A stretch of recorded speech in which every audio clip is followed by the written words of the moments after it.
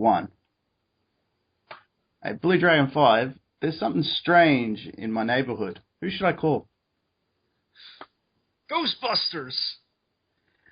Mr. E, there's something weird and it doesn't look good. Who should I call?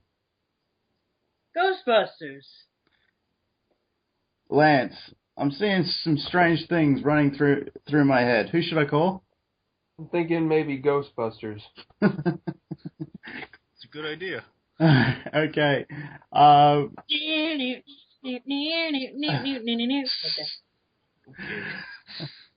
right. You are Winston.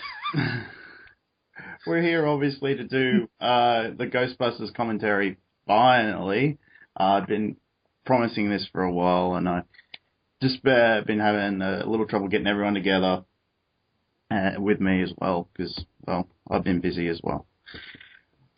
Anyway, so Blue Dragon 5, you just have a little intro to do, and then we'll get started, okay?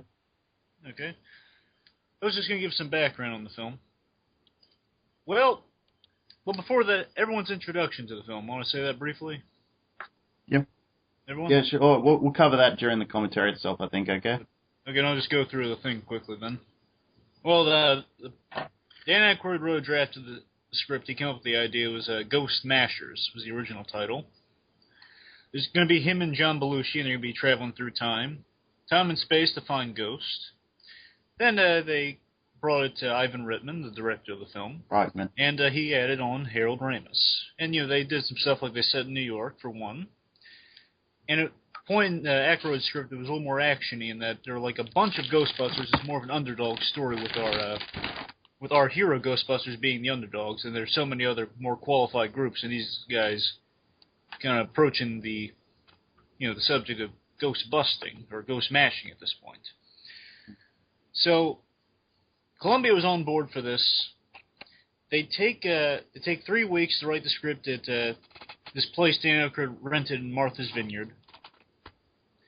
There's like $300 million, I believe, in behind the project. Feel free to correct me on any of this, Fusion, by the way. Will do. Yeah, and let me see. Also, our big climax was actually earlier in the film. He was going to be one of about 50 huge scale ghosts.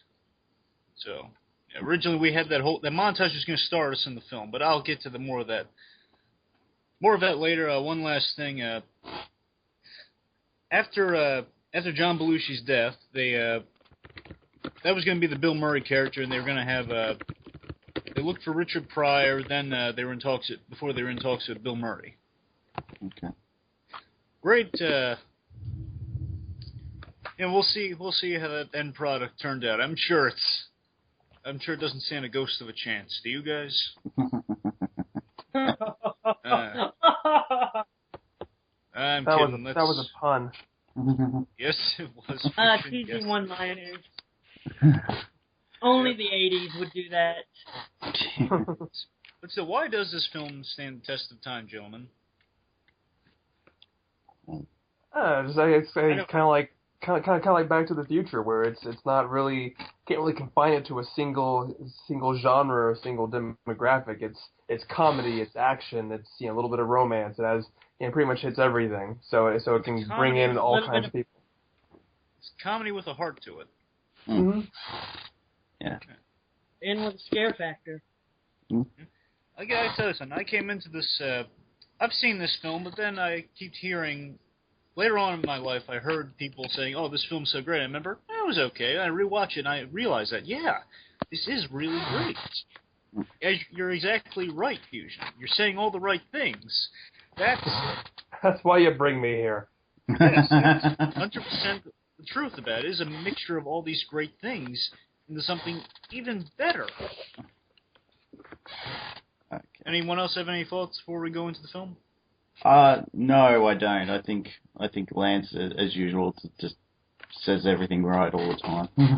That's why he's Mr. and we're all Mr. E's just Mr. He's Mr. Hmm. That's why he's named after the Back to the Future device. That's why. Okay, I'm guys. just a mystery. Yes, you are. I'm just 5. And I'm named after a bird. He's the Robin of the group. Okay, so is everyone ready? They got their DVDs at the timestamp 0 or however they're watching this. As soon as you give the word, Abro. Give her Full she's speed got, ahead. Okay, so Give her all everyone she's that's got. watching along with us, get your DVDs at timestamp 0 and press play right about now. I'm sure we're going to have NTSC PAL conversion issues again, aren't Yeah. Most likely. we? Well, I'm starting a bit later than you guys, so...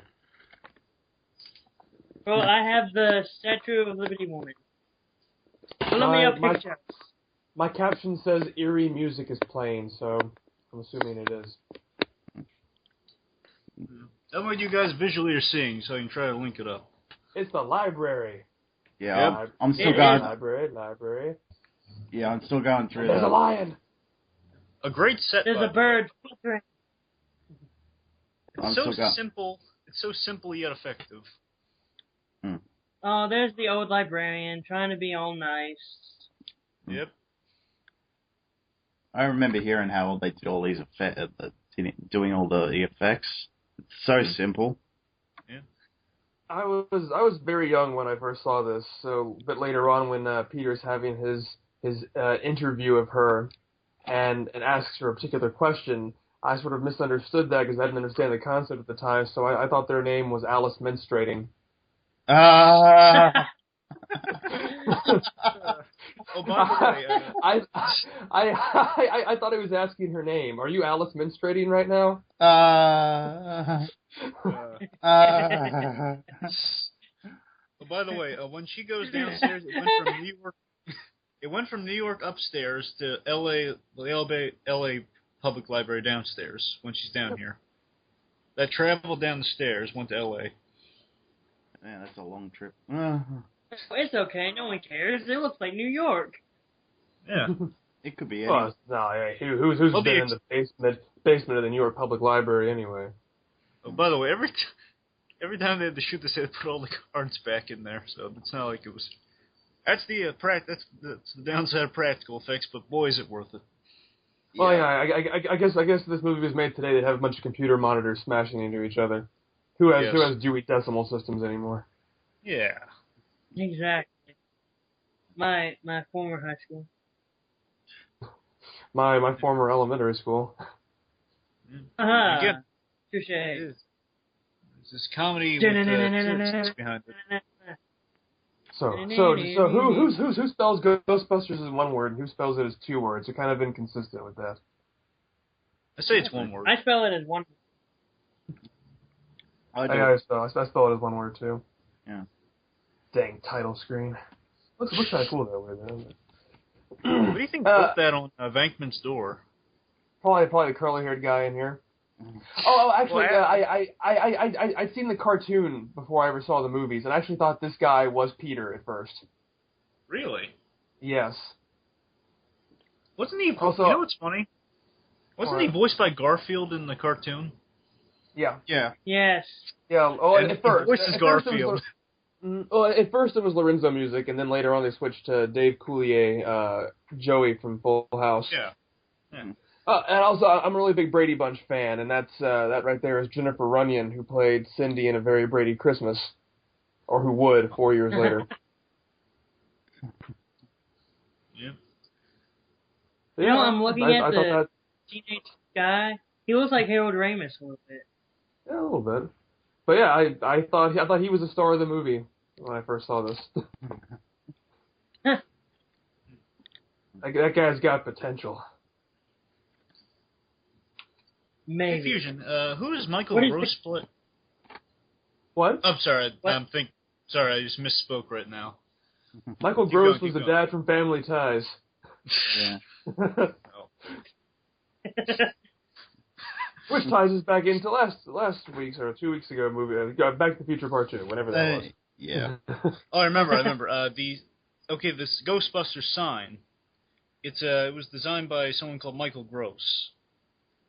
He didn't use like the European no sign, but I think he designed the ghost, didn't he? I would assume so. I assume whoever designed the logo designed that. I mean, I can't remember. Pretty sure it's Michael Gross who designed the ghost, and he just used the European no sign.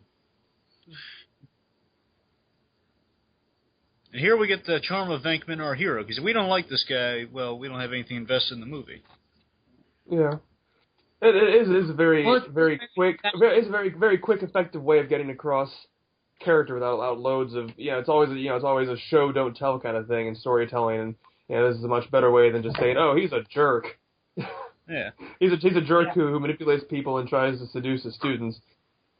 Yep. Oh, by the way, I love the positive yelling. Yeah. It's like, yes, you're very correct at the moment. It's I also love the you can keep the $5. Yes. Yeah, that's a real test, by the way, the electroshock kind of ESP thing. Well, of course, I assume they actually, are honest with the results of the cards in real life. I would hope so. Not just trying to get on I brought up the Garfield. Sorry. I brought up the Garfield thing because I think it's funny because Bill Murray later on voiced Garfield. Yeah. Someone was doing a review of the Garfield movie very recently. Actually, there was the second one and made a big deal. Two Kitties? Yeah. Cinematic classic if ever there was one. You know what makes Ray so great? He has this, it's like man-child and man-child-like enthusiasm just really makes him great. Yeah.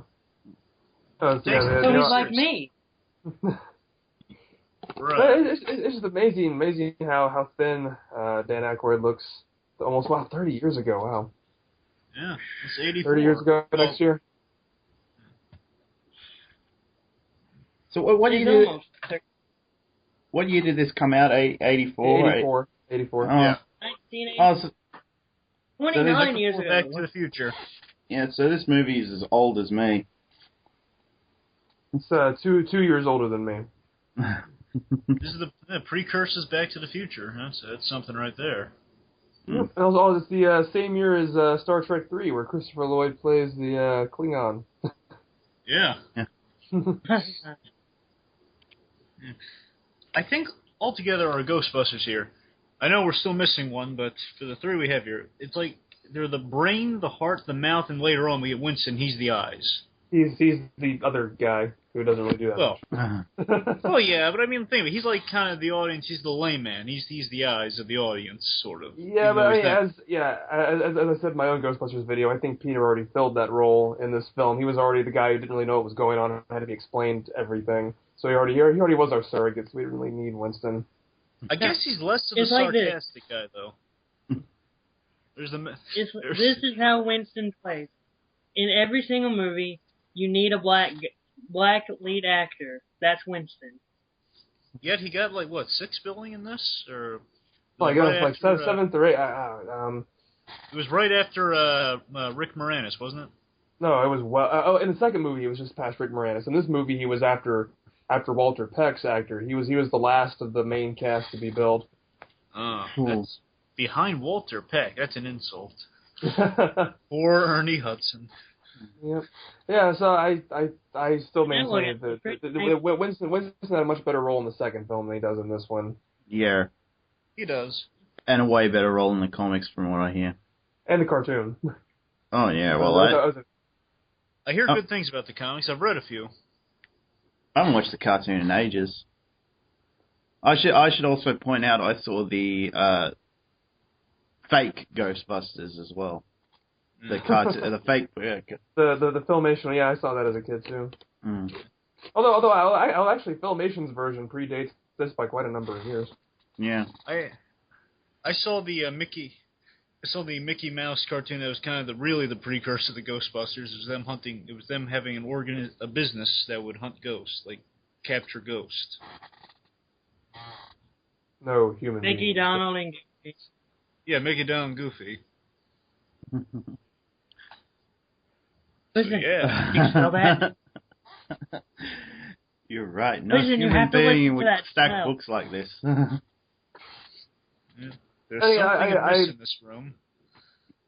It's so weird. Just like with Back to the Future, as a kid, I never got that this was supposed to be a funny movie. It, didn't. I mean, I liked it because it was just cool, but and especially Bill Murray's humor is so dry that when I was like 4 or 5 years old, I never realized that was supposed to be the book stack. I thought it was being serious.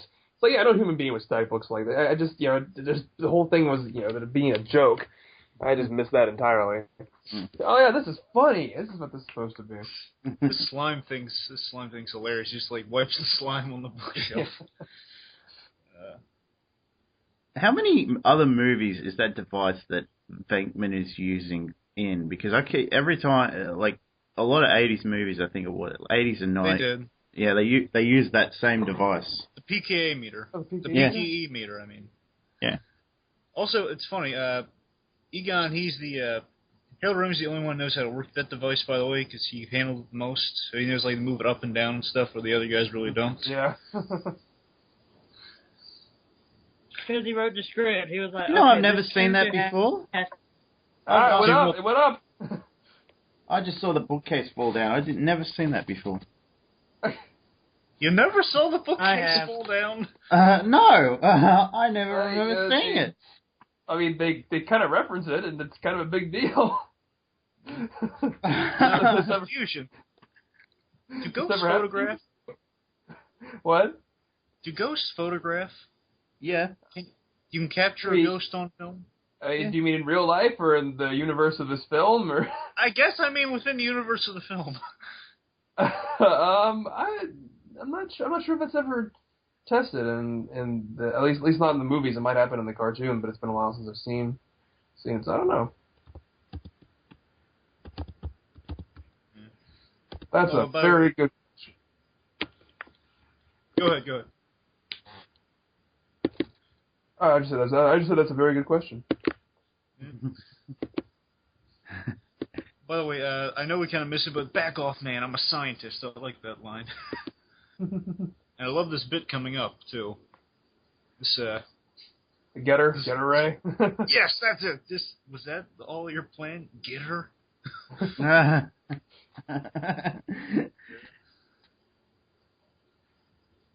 I like the thing between Egon's the king of deadpan with, oh wait, there's the scare. Mm-hmm. The thing that scared many kids in the theater. Yeah. Yeah, it's still pretty scary now. True. I'll give you that, definitely. Just this. Okay. That's just it always makes you wonder it's how... It's a scream and a laugh. Yeah. It always makes you wonder how Peter got involved with Egon and Ray. It sort of makes you wonder. It's like Egon and Ray are sort of so socially inept that they kind of need someone like Peter to both take advantage of them and to sort of get them out into the real world. It's like together they bring this sort of skepticism, if that makes any sense. Yeah. It's like Venkman, he's there just to kind of...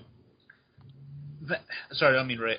I mean, Egon's kind of there for the granted skepticism. They're saying these magnificently sci-fi or magnificently paranormal things. You're just, okay, that can't happen. He's always... Sorry, we're having trouble with mystery at the moment. Well, it just made no sense right now. We had a good walk and talk. It's very, very enigmatic of him. Yeah. Yep.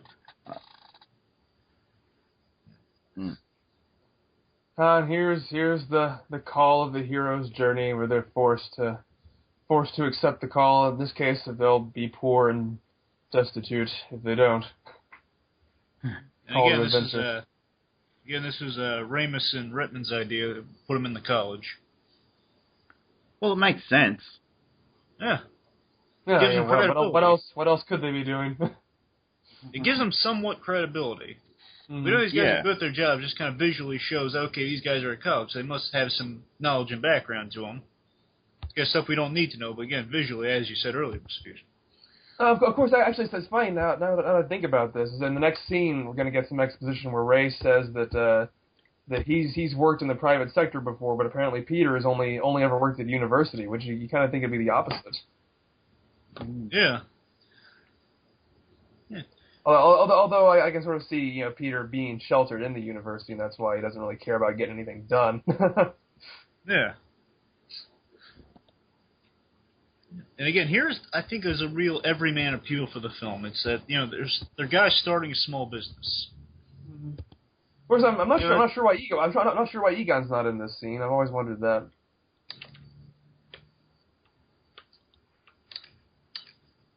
Yeah, and I never realized that before. He's not in the scene. I guess that he's off trying to get their jobs back or something. I don't know.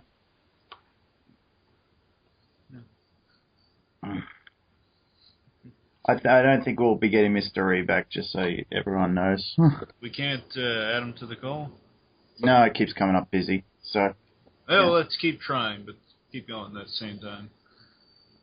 This next scene is another one that confused me. I actually thought that the Ghostbusters firehouse is the house they're talking about right here, and that this was his parents' house, that he actually grew up in the firehouse, and they were coming back to it. Rather than selling his childhood home in order to put a mortgage on his childhood home in order to afford the firehouse. I thought that was where he lived. This movie made no sense to me at all. Yeah. The firehouse was built in 1912, according to them. Oh, so was my grandmother. I mean, she was born. I guess you could say she was built, but. The Titanic sunk, and then there was that firehouse, or. Yeah. I also totally didn't get this scene either. They were trying to haggle it down until Ray comes in and screws everything up. Yep. And again, it just sells you on Ray as a character because he's just a big kid. He's enthusiastic as a kid, and he just loves what he does. I think it's something really endearing for any characters, being good at what they do or just loving what they do. Mm-hmm. Yeah. The cobweb this place is built in 1912. It must be haunted. That's probably why they took it. Other than the awesome pole. Yeah. Everybody loves an awesome pole. Hey, Yeah. poles are cool. Yeah. Also, we have some foreshadowing of the gargoyles here coming up. Yeah, see, we can set up there.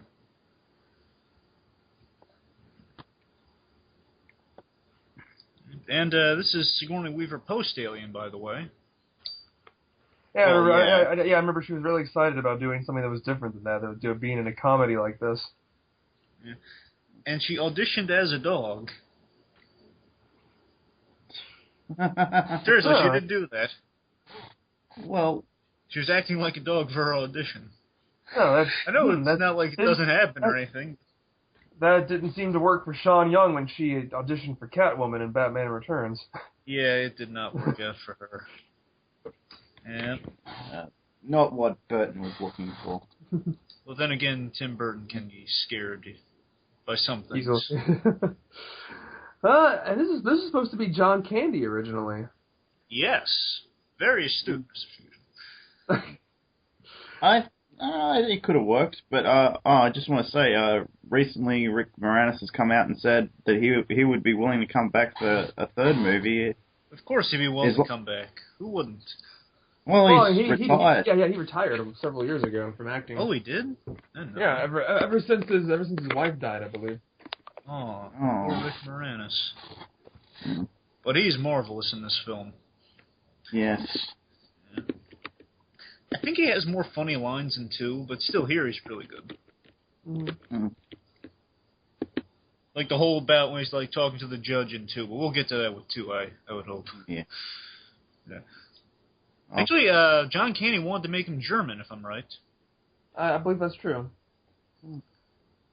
Oh, this is a classic. He's lost out of his... I love how Egon's looking for his mark on the ground, and so he looks down every time he steps back and steps forward. Yeah, I love it. My best friend who got me into this when we were little kids, he actually thought he was reading his dialogue off of his shoe, which I guess he could be too, but... Yeah. Well, Brando in Superman, he would read cue cards literally on the table, so that's why he'd be looking down when he's handing off little Kal-El into the spaceship.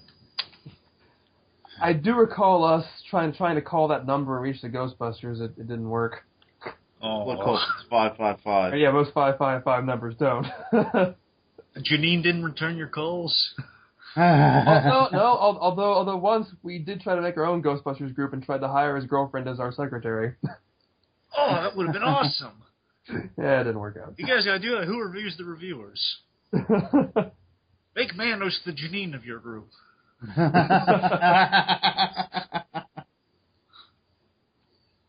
Oh, there's some great setup here with the marshmallow bag, the Stay Puft Marshmallow. And again, that don't actually exist. I know. I was surprised by it too. Originally, I thought it was an American brand. So it's just a practical effect right here. Hot counter.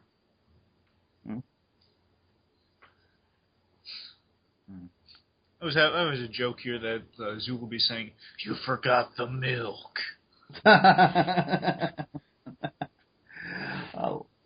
Stupid, but it's there.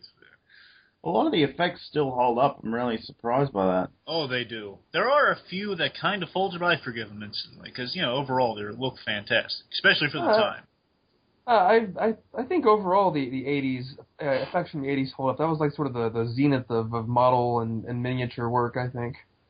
Yeah. Which I still think works overall, even to this day. I would still rather see model work. I think we're getting way too hung up on CGI. Yeah. Oh, definitely. I want more practical effects. Nolan has it right when he does that. And of course, more models, more miniatures. So that's the way to go. Yeah. Well, although granted, is a lot more costly and time consuming. But cool looking. Yes. Yeah. Also, Dan Aykroyd, he collects vehicles.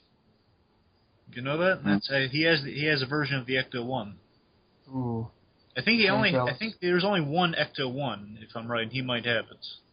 Well, I mean, an official one. Ecto. No, there has to be more than one. I mean, movie cars always have duplicates because if something goes wrong, then you're kind of screwed if you only have one. Yeah. There's the love story there's the real love story of the film between Egon and Janine right here. It's funny they made like this understated love story going on. I always loved their subplots in the cartoon. I barely remember them anymore, but I always remember as a little kid liking their romance as it carried on there. Why did they make his hair white? What? Why did they make Egon's hair white in the cartoon? It's so they want to pay the actors royalties for using their likenesses. Right. Yeah. Also, all of them were changed significantly from because Ray was fat and had red hair. Yeah. Good point. Of course, look at Bill Murray here. He almost falls. He almost trips. Yeah, he trips over that gate. Sorry, go ahead. I also think there's a way to make them more visually distinct from one another because they're all kind of dark hair, brownish hair, and kind of hard to get that across in cartoons, making them look visually distinct. So I think having different hair colors is a way to get kids to immediately go, oh, I know who this is. Oh, wait, Janine's delivery is perfect. Yeah. The way she delivers her lines. And also, I like how I heard Sigourney Weaver played it. She's like Margaret Dumont to the Marx Brothers. That's how she says she played it, which I think is really, really hilarious, because I know the Marx Brothers, those guys. I should have melded to the Marx Brothers. Oh, by the way, I like how there's like a little snack table here. Ah. Yep. Bankman loves the woman who's hard to get. He can get any woman, but he wants the one that's hard to get. Yeah. Well, granted, we never actually see him with any other women. Well, I mean the girl. I mean the girl at the beginning is what I mean. Like he probably smooth talk his way into anything, but he's going after this girl. At least he thinks he can get any woman he can. Yeah. I do enjoy scenes like this because, I mean, this isn't necessarily a really in-depth look at theories of ghost hunting and things like that. But, Dan Aykroyd especially, was really into this kind of stuff, and so he was able to put, some good, just sort of pepper it with things to make it seem more realistic just by mentioning different types of theories in a script or different resources that ghost hunters would look for. He's really into UFOs as well. Mm-hmm. Because I'm pretty sure some of the stuff they mentioned is actually real. Like, I'm pretty sure that I read that things like Tobin's Spirit Guide actually exists or something like that. Or... It does. Oh, by the way, me being the gadget guy, I had to bring this up. I love the gadgets in this film, but this one right here, it's a sniffer. And the sniffer is actually a real device. It's used in detecting arson crimes and cell warrants, that sort of. Seriously, it is. No. I'm sorry. I'm watching this with the captions on, and then the caption just read, "Instrument makes comical sucking noises." Oh, that is funny. But yeah, sniffer. It's an actual device. It kind of detects any odors in the air, kind of gases or anything present. So I'm not sure if it looked exactly like that back then, but it wouldn't roll past. I just seen some different models of it recently. But again, love the gadgets, and this one's funny because it really doesn't look like it does anything, but it does. It does. I don't know if any of you guys watch any Japanese animations. I've been a big fan of Tenchi Muyo for a long time. Actually, it's been in my mother's attic for the longest time, but I was visiting her last week, and I picked up all my old stuff. I was watching some episodes the other day, and I noticed that they actually used the powering up sound effect for the proton pack in a lot of places in that show. Huh. Never noticed that. I'd never noticed that before. I was like, I know that sound. How do I know that sound? It's like, oh my gosh, that's from Ghostbusters.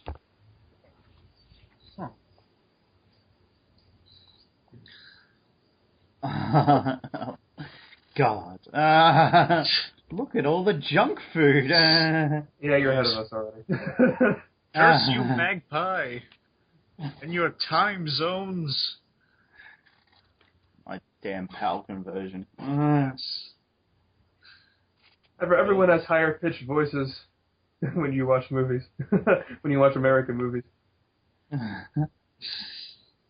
Oh, you're all strange to me. Yeah. This junk food that junk food line is really funny. Oh my god, look at all the junk food. Every time I see the inside of this refrigerator, I always kind of wish that I'd been around at least to try, taste what new Coke tastes like. Since there's a Coke in the refrigerator. Apparently it was more like Pepsi. Yeah, and that was sweeter. But earlier on, it was the same where they just tossed the bag casually in another room. Sorry. Yeah,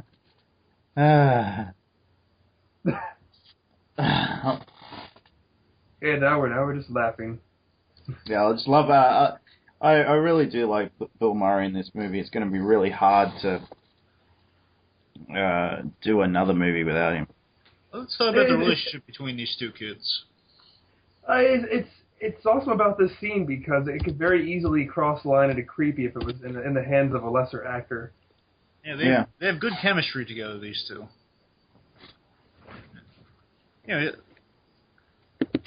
the line was used car salesman, but then they changed it to game show host, so that's good on her for coming up with that line. I like stuff out again.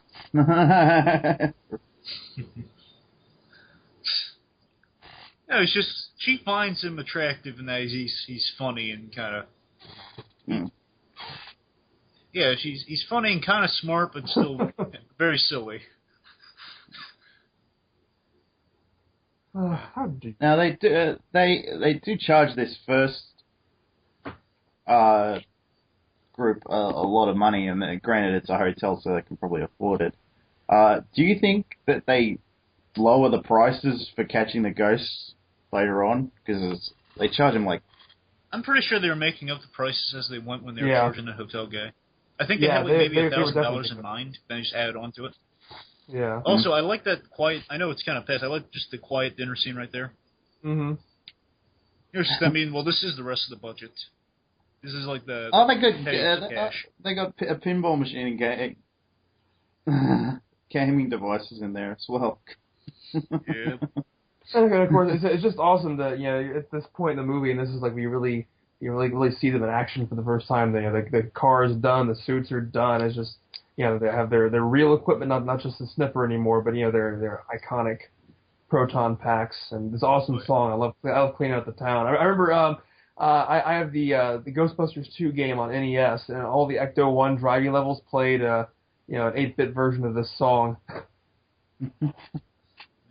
Of course, the Statue of Liberty one also had Your Love Is Lifting Me Higher during that level.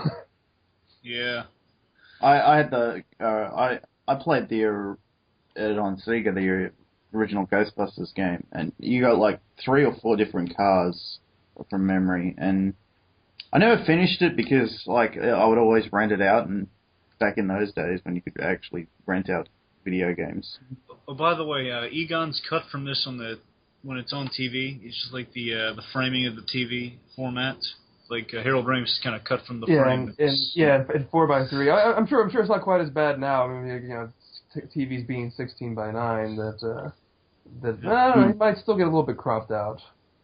Oh, by the way, 2.351.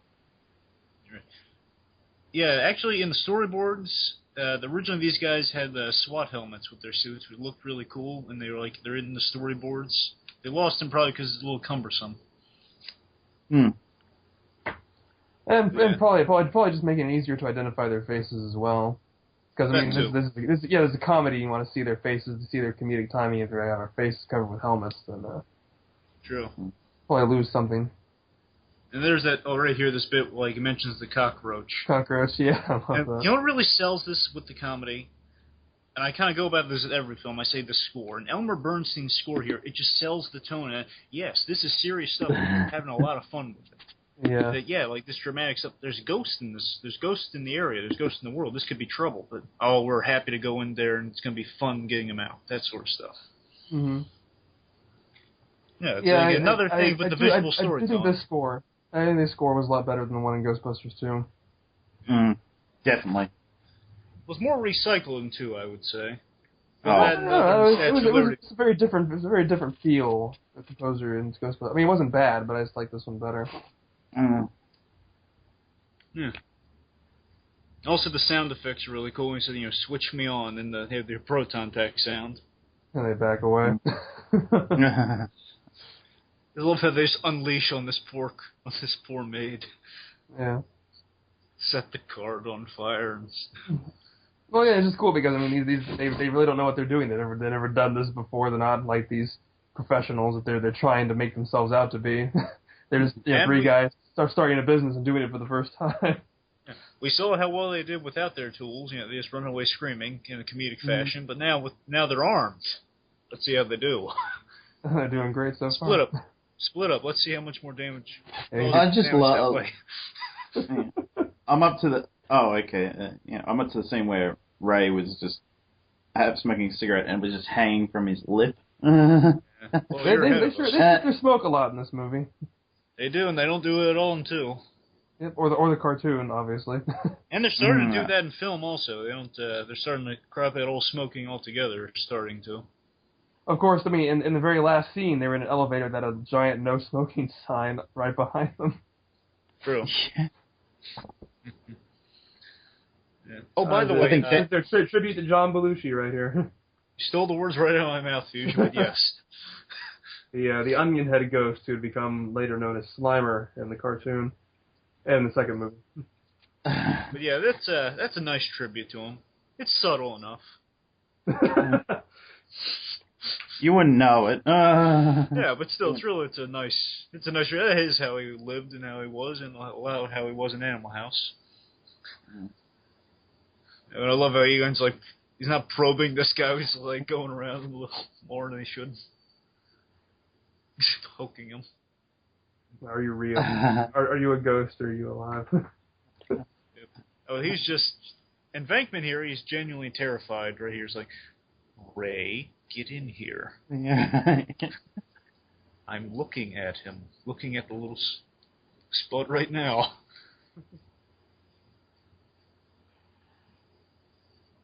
Yeah, that's a great hotel set, by the way. I love this hotel. Someone did a prank phone call using that very scene. Yeah.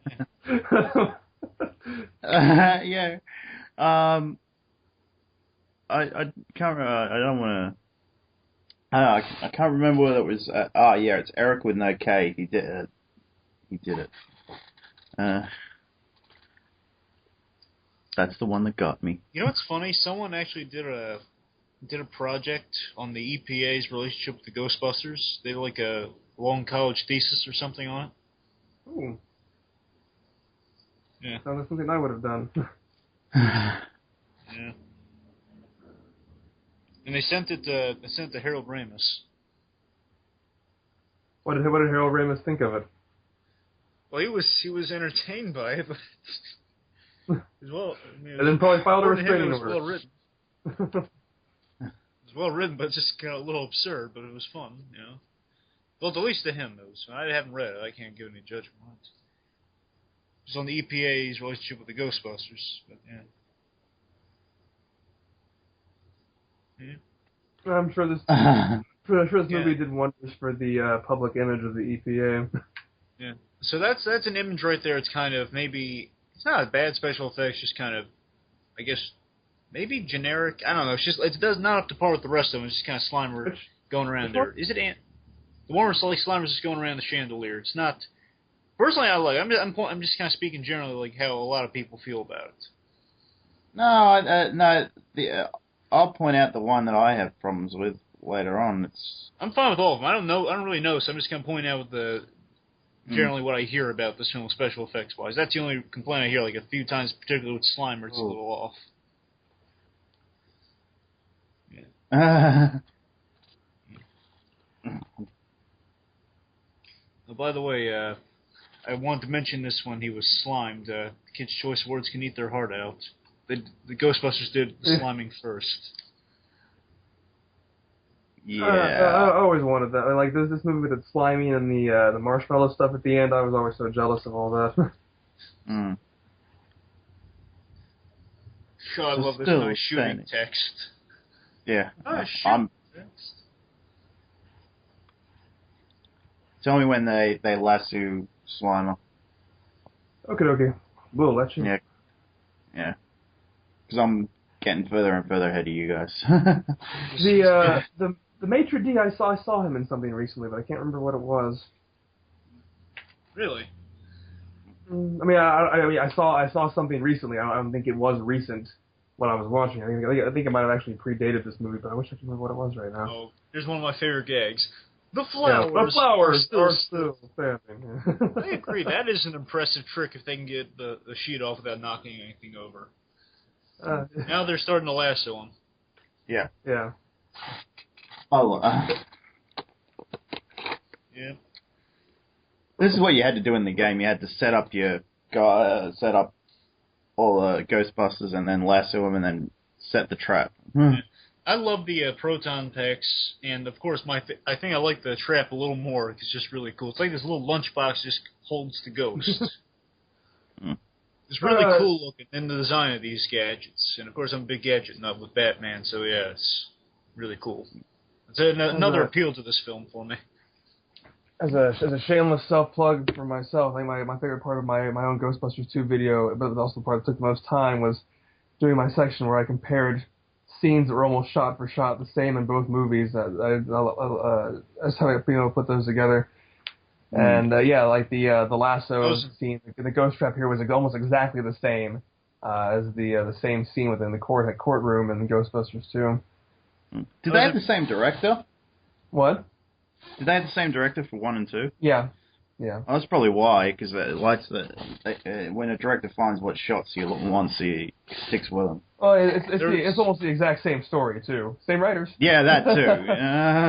Yeah. That's to me. I'd put that down as the main problem. It's just pretty much the same story. That is the line from the trailer. Doors in the same way. There was a line from the trailer. You know, we came, we saw, we kicked it. Well, then the trailer cuts off at that point. Yeah. But yeah. Oh, so this is back in there. Such a wonderful way to get paid. Let's take him right back in there. Oh, no, pay whatever you want. Stop. Don't go in there.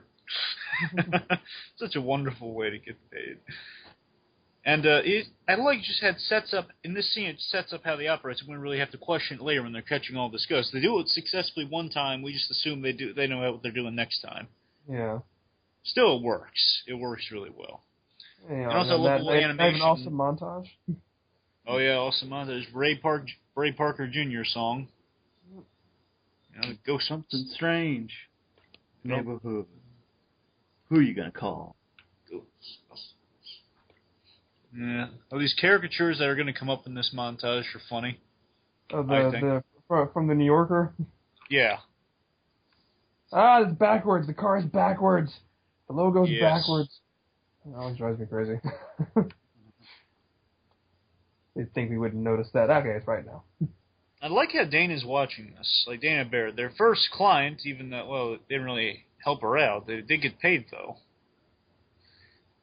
They did mention later they got paid in advance. Anyway, Dana's still keeping up with these guys, and that was our first introduction to the actual Ghostbusters organization. We saw them being advertised on the TV, with the name just being mentioned, the Ghostbusters. Were they in costume for the? Yeah, they were in costume for the commercials, weren't they? Wait, and then the first commercial earlier on? No, they weren't. Weren't they just wearing? Okay, they weren't wearing like the costumes under the jackets or anything. It was just literally okay. No. Sorry, I must be thinking of two because it's so similar now. Yeah. But just again, I like how she was introduced to these guys first. She's still keeping up with them while she's just doing menial tasks. It's kind of setting up that she's going to be involved with these guys later on. It's a nice touch. Oh, them running, by the way, was the first shot of the film with all of them together. Yeah. Mm-hmm. Oh, and this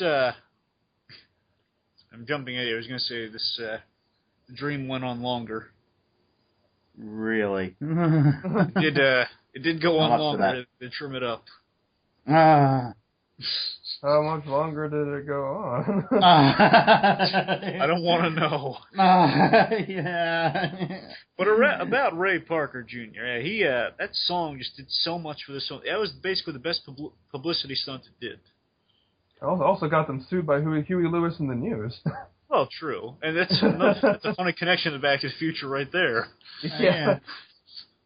It came out right before Back to the Future, and then he probably got over it because of Back to the Future came out right after. Yeah. He could cry to a pile of money. I'll believe it. And the great Ernie Hudson, Winston Zedmore. And they actually spell his name wrong in the credits, the end credits. Yes. Really? Oh god, he just got really.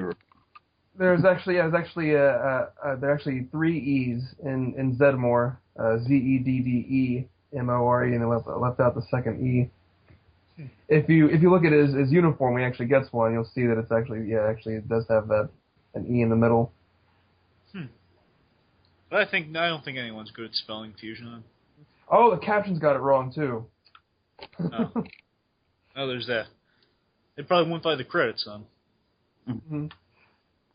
I like how Ray bonds with Zedmore. Yeah, me too. They do have really good chemistry. Wonder and enthusiasm with a realistic guy. Mm-hmm. Yeah, he's just kind of observing these nuts. Again, I think it's kind of the difference for him and Venkman is that Venkman's more funny. I mean, he's more like sarcastic, and you see what I'm saying? He's more sarcastic, and I guess Zedmore is more the straight man. I guess he becomes the more straight man after Venkman kind of becomes more the smooth talker. Mm-hmm. Yeah. Who's the fellow cellist or whatever that Sigourney Weaver's with? Because I'm sure I've seen him in something else. Fusion? I have no idea. Yeah. I can try and look it up. It's just, he's in it for like 5 minutes or so. I mean, of course, people like fans always assume that he's the person who ended up marrying in between the movies. Yeah. Some people think he's Oscar's father, but what do you think, Fusion? You think Venkman's the father? Is he the father? I never considered that. I don't think Dana would do something like that. That she would lie. I mean, this isn't Superman Returns. We have some actually sympathetic she might not know. Yeah, we have actually sympathetic characters in this film. We don't have Superman running around stalking Lois Lane throughout the entire movie. Don't have Lois Lane lying to her husband or fiance to get him to support somebody else's child. Yep. We can't support a child on a reporter's salary. Don't you know anything? Oh, she won a Pulitzer, didn't she, for saying the world didn't need Superman? I'm on a different movie now. What happened? Hey, let's get back to Ghostbusters. Ghostbusters. Ray Parker Jr. Ghostbusters. Come on. I like how he kind of mimics the skater at the end of this. Yeah. So he's literally wearing his uniform with a jacket over it now. Like just going from the job just to meet her. Nearly up to the Twinkie scene. Oh yeah, and no more Twinkies. Oh. See, like mimics the skater right here.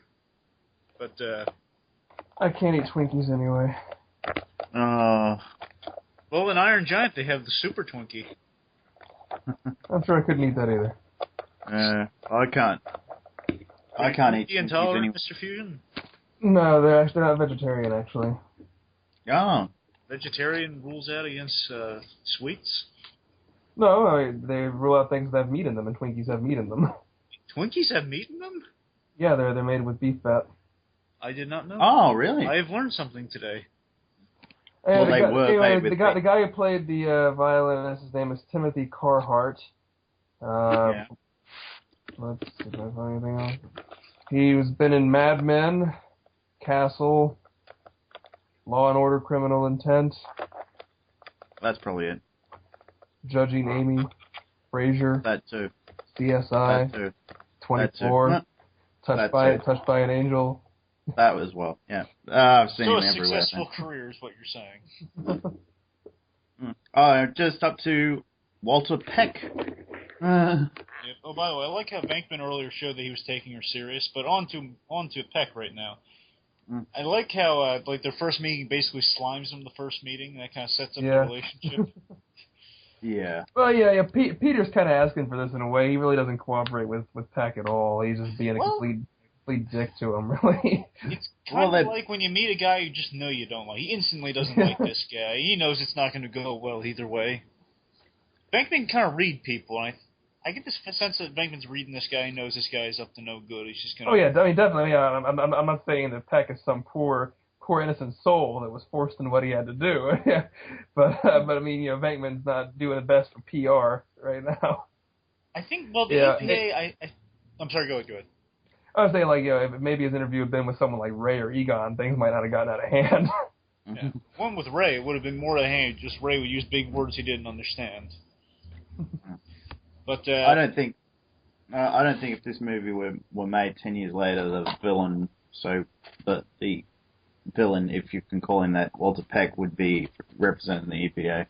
I think by then everything would have changed, and it wouldn't have been so easy to make an EPA guy the villain. Yeah. The thing about the EPA is they have a point, they're just going wrong about it. And basically going wrong about it is kind of leading Venkman not to take him seriously at all. Hence the impasse. I do feel bad for Walter Atherton, though, because he said that once he did this film, people would walk up to him on the street and yell Dickless at him. They do. Either that or they saw Die Hard. Well, I love the... Or Biodome. That's a classic. Oh, God. Don't bring that film up, Fusion. But, yeah, the magic word line's also funny, because he delivered it so easily. Please. Oh, now we're on the Twinkie scene. Oh, yeah. No, I skipped ahead. Crying out loud, man. Pause for us. Yeah. But, the Twinkie is perfect exposition. It's something visually we can see, we get it. Just there. It's just punctuated by Venkman saying, what about the Twinkie? But, of course, it also highlights a little bit how Winston is redundant, in my opinion, because Peter comes down and has to ask the exact same question, which would then be explained to him if it hadn't already been explained to Winston. Yeah. You pointed that out in your review of the second movie. I sure did. You did indeed. Yeah, the Gothic design here was inspired from a coffee table book for the rooftop set here. And the gargoyles. I do love this set. I mean, it took me until I was much older to realize it even was a set because it looks so open. It's so large, and so the backdrop is so good for it. It's actually the largest set on the Columbia stage, and it's like built on a turntable, a 360-degree turntable. Just like how the a lot of the stuff in Back to the Future was filmed on the largest lots in largest lot in Universal. Yes. I can't recall the number right now. Well, the connections never end between Back to the Future and Ghostbusters. No. Oh. Well, Rick Moranis is kind of short, and Michael J. Fox is kind of short. Yeah. And Egon's kind of like Doc Brown, just without his morning coffee. And he has white hair in the cartoon, so there's your connection right there. I mean, what else do you want? But no. Yeah. This scene is a scary scene. Yeah. Yeah, Sigourney Weaver gets groped. Yeah, she does, and she does. Yeah, I think she pointed it out somewhere in the... I've seen it on, actually, they also brought up on Hollywood Babylon, the Kevin Smith, Ralph Garman podcast about Hollywood news. Oh, okay. So it was also there, too. You think it's too scary for kids, or just, it's fine? I don't know. I mean, I guess it depends on the age. I remember being scared about that. I mean, I used to like Ghostbusters 2 better when I was a little kid because it didn't scare me, and this one had a few points where it did scare me. I guess it's because the comedy kind of lightens up the tension so kids don't get scared, but still it's kind of... Well, yeah, I never noticed the comedy when I was a little kid. I didn't get it was supposed to be funny. I just thought it was cool. You think this is going to be a weird question, you think the groping was intentional, or... No. Yeah, I'm going... intentional in a sexual way, but just sort of Yeah. I'm saying it was incidental. I mean, accidental. Granted, though, a hand does come out right between her legs, so I'm pretty sure. I'm saying if you can't see where you're grabbing, it's just bound to happen. Yeah. Oh, this rubber door effect's really cool. Again, practical effects. Mm-hmm. Yeah. Oh, okay, they moved their hand. They obviously realized what they were doing.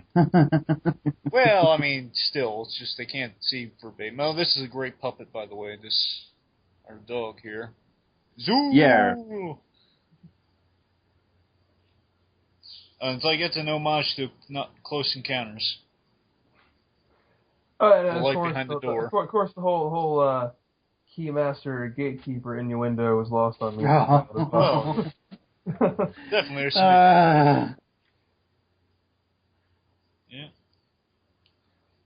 No, I didn't need to know that at Captain Logan's and Vince's commentary about him and his wife talking about that. I didn't need to know that. No. Find us.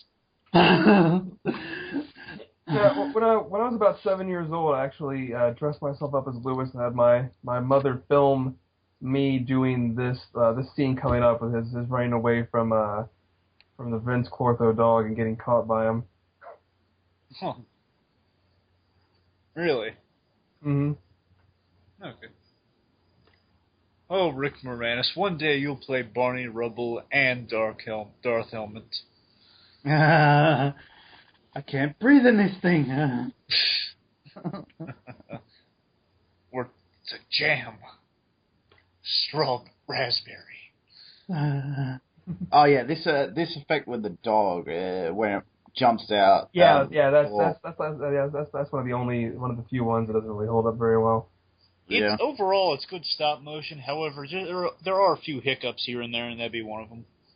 When this thing's running occasionally, particularly when it's like falling with the arms sprawled out. Like right here, there's the puppet. That puppet looks fantastic. Yeah, but the door break there looks cool. But yeah, the composite dog, you can usually tell when it is. I mean, when it's the puppet, it looks awesome. When it's actually in motion, when it's the composite effect, you can tell that it doesn't belong there. Oh yeah. Like I think right here the effect looks good. I think we're about to see it when it's like running out of the hotel.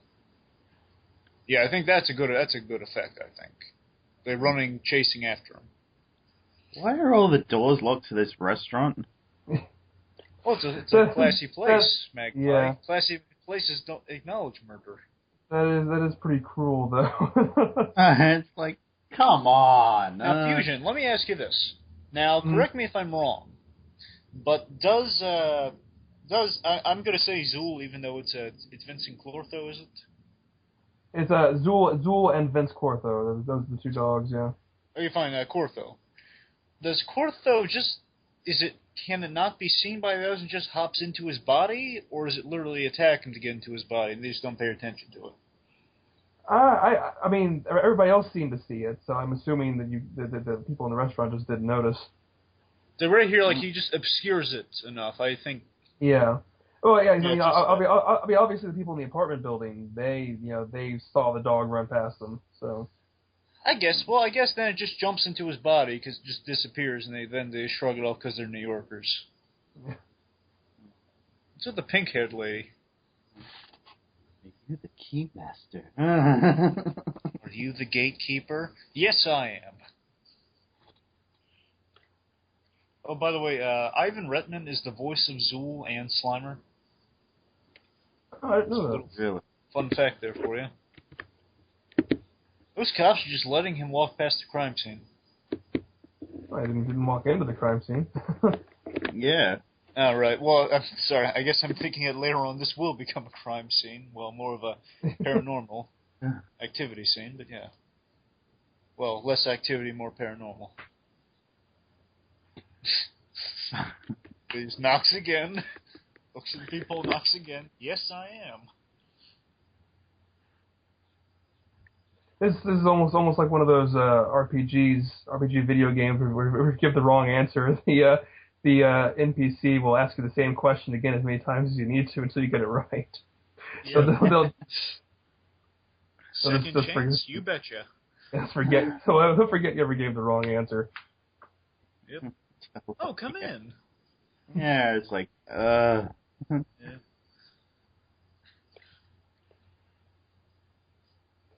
trying to think of something here. Oh yeah, was this? Do you remember what year Temple of Doom came out? Indiana 84. Jones Temple of Doom. 84. So, you think? I'm trying to think. Do you think this is released before Temple of Doom, or like after Temple of Doom in the same year? You gotta look it up. I mean, I think it's probably around the same time. They might have both. Because you're saying Temple of Doom. After Temple of Doom, we had the PG-13 rating. Now, here's a question for you. Do you think this film would be rated PG-13? Probably. No, I don't know. I mean, maybe just because of language. Maybe. Well, I mean, there is some scary imaging there. Not that I'm saying kids can't take it. I'm just saying that by standards. Yeah, but I don't think there's anything strong enough for PG-13s in terms of the scare factor. That's my opinion. Then some of the adult content, I guess. Well, it's not even adult content. It's just kind of implications, like the whole Keymaster Gatekeeper thing. It's fine. I'm just saying for argument's sake. yeah. Temple of Doom was released about 2 weeks before this movie. Okay. Well, I don't know how fast Jack Valenti changed the rating system, so I guess that doesn't help. Thanks for looking anyway. Yeah. We're looking anyway, Fusion. Yeah, I've got some strong opinions about the American PG-13 rating. I don't think it works because people get confused between PG and PG-13. Well, for me, I don't like it just because it's used more as a marketing tool now than it is as a. Yeah, it's like you rate something PG-13 not because of its content necessarily, but because you want to attract a certain demographic. Hmm. Sigourney Weaver must have had so much fun doing this movie. Yeah. I mean, it's like, Star Trek the motion picture, when it came out, it was rated G because G back then just meant for everybody. Now you wouldn't find anything that's G that's not just entirely meant for children. And movie companies know that giving something a G rating is practically killing it at the box office. If anything gets a G, because people just think of G as just a kid movie. If I'm right, this whole her floating is kind of masked by her dress for like the lift. Yeah. Putting her up there. Yeah. Good An old effect. magic trick. Oh yeah. How about a magic trick? Mm-hmm. Yeah. So again, great practical effects even before the age Okay. of computers. I have the answer. Valenti and the MPAA introduced the PG-13 rating on July 1st, 1984, so a month after this movie came out. Huh. What do you know? Okay. Well, maybe, I don't know, you think maybe back then, because there might have been a little more uptight, they might have rated this a PG-13 if they had that rating system in place? I guess is what I'm trying to ask. No, because I actually think, just like I was saying with the way the G rating used to be used, I think they're actually, it was scaled the opposite direction back then. That, I mean, things, again, PG was used for darker, scarier films, and G was, a general audience, not just for children's films. So I think this really easily still would have been a PG, even had this come out, 6 months later. Okay. I mean, there's really nothing in here that rivals Temple of Doom, like pulling out somebody's heart and kind of setting them on fire. Kalima. Yeah. But this is a great line. This whole dropping off or picking up line. That's basically all we've been doing in this commentary, just saying, "Oh, I love this line," just quoting it. Yeah, well, how can you not? I like how Janine thinks, "Oh, you're taking pity on this poor man." I don't think he's human. Yeah. That's hilarious.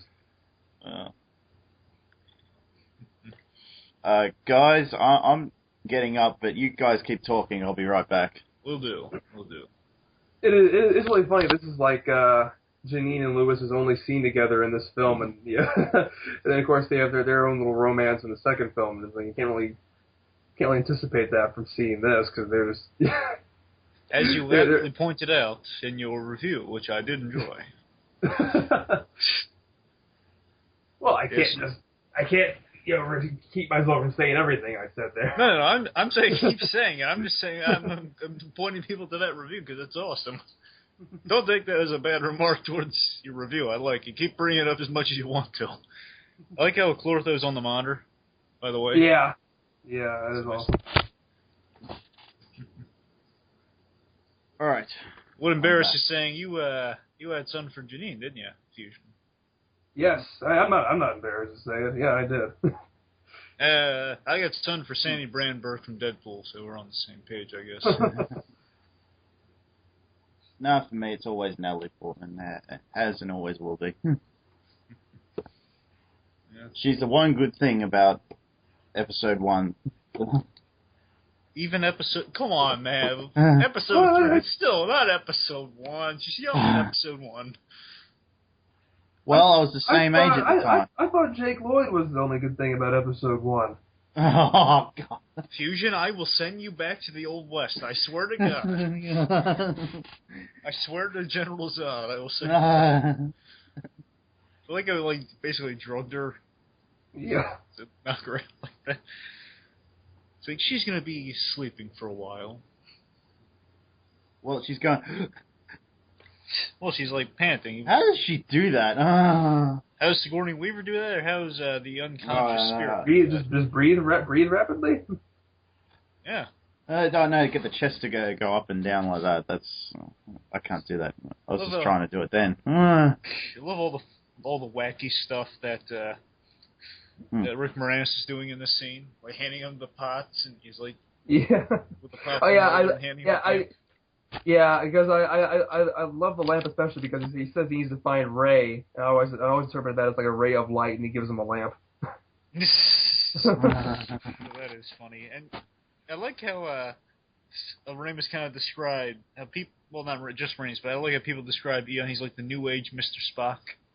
Yeah, I think's funny. Yeah, I'm up to the. Also, he was using pizza as a phone, by the way. I want to point that out. Yeah. It's funny. Also, yeah, this is a great scene between these two characters. This is a good Winston scene. Yeah. Elaborate. The only one of the very early, really good ones. Tell me, Fusion, what really works about this scene to its core? Just the character dynamics, just sort of, taking a moment to break away from the action, just to have a little bit of philosophical, break a little philosophical ground, I suppose. Even though Revelation 7:12 is not that verse, I looked that up as a child. I was really I really wanted to see if that matched, and it has nothing to do with what they're talking about right now. But other than that, I don't know. It's just it is a verse, I should say. But the Layman and the Optimist. It's not that verse. But yeah, it's I don't know. It just sort of puts everything into a different context, like to a larger context, I suppose. That there's you always sort of think it is really sort of black and white most of the time. It's like, oh, they're ghosts and we bust them and they're causing havoc. We lock them up in this box for all eternity. But it's making it think about what almost what causes ghosts, what where they might come from, what this is an implication of, kind of thing. It sort of sets up the rest of this Gozer stuff here. There is a purpose for there being so many ghosts. Can you remind me, Sonic Fusion? Were they just coming from a solo job between the two of them hunting ghosts, or like where were they going from? I assume it was a job. I mean, we've seen earlier. It's like when when Winston was hired, it seemed like Ray and Peter were coming back from a job they were doing. So I mean, there's only they mentioned they've been really busy, so I assume they have to split their forces sometimes. And by the way, that's sort of a demonstration. Peck come in? Yeah, he just came Peck's in. come in. Oh, by the way, this set, the Ghostbusters set, was also used in the movie The Mask with Jim Carrey, which is really great. Oh, is it really? It is. It's the scene where he gets lowballed by the mechanics. Well, speaking of Jim Carrey, to tie this back into Back to the Future again, the courthouse town, the town square was used in Bruce Almighty. It was in that ending. And one of his deleted scene, he was shooting lightning at people. Yes. Shut this down. Shut this all down. Shut this off. Shut this all off. They ripped this whole scene off in To Boldly Flee. Yeah. They did, but how can you not? It's a cool scene. In what? In what? Nostalgia Critics movie. Sorry, one person, please. Still couldn't catch that. May I? Yeah, go ahead. I was going to say. The Nostalgia Critic does these anniversary movies, and the fourth one, I believe, was To Boldly. Okay, I haven't watched the anniversary movie since the second one. Yeah. Well, it was like the last one, the last big one they're gonna have for a while. It's called The Boldly Flee. It's like all the sci-fi stuff mixed into one movie. Really cool. Plug. I love how Bankman's like he's getting serious with this one, saying, "Do not shut." I'm telling you, don't shut it off. That tells you this is the gravity of the situation. Bankman, of all people, is being serious. Yeah, then this is going to be bad if they go through with this. Yeah, it helps you understand the potential consequences of this. Also, I like how the cop hates Peck also. So you do your job, pencil neck. Pencil neck, yeah. And Peck is a moron right here. If the guy's saying if it's possible it's a nuclear reactor, I'm not saying it is, I'm saying if it's like a nuclear reactor. This giant thing where if you shut off, bad things are going to happen, and they're telling you this, it's a bad idea. Don't shut it off. Yeah. Yep.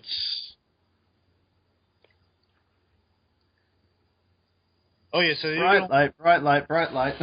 Yep, bright light. And they did only have one Ecto-1. Really? So they only have one car, and Dan Aykroyd, I believe, has possession of it. And also Egon's suit here. It's like the only suit they had for Egon for this film. They didn't have extras. Only one for him. Only one. Well, it wasn't a hugely budgeted movie when it came out either. Yeah.